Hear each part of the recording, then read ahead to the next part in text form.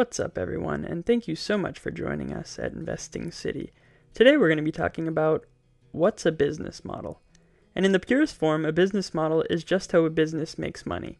So picture that you run a candy store, and people start lining up at your door because you create the world's best candy. So this is called the demand. On the other hand, though, you need to supply the candy. You need to actually make it.